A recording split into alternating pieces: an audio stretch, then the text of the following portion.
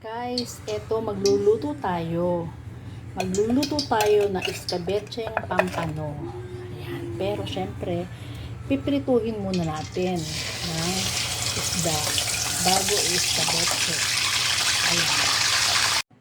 Eto guys, naiprito ko na yung dalawang pampano. Ngayon, igigisa naman natin siya. Dahil gagawin natin siyang iskabetse. Kailangan natin ng sibuyas, pamintang buo, luya, suka, tubig, patis, at asukal. Ayan. Yan naman kailangan nating ingredients. Dito tayo magigisa. Ang ilalagay ko na lang na mantika ay yung pinagprituhan ko din ng isda. Ayan.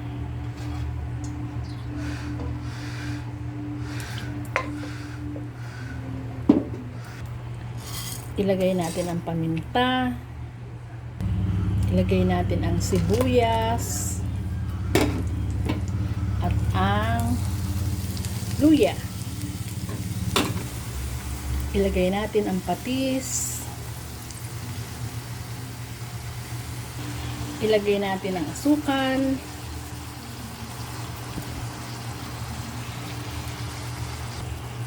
Ilagay natin ang suka.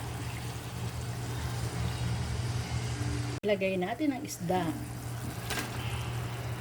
Ayan.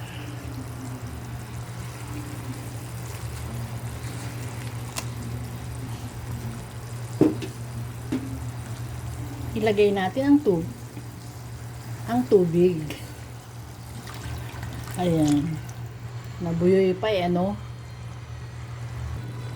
O eto guys, luto na ang ating iskabetse. Tikman ko na rin siya at tama. Wala akong idinagdag. Yung mga sinukat kong lahat na ingredients ay tama. So, okay, bye! Thank you very much for watching. See you next time. Bye!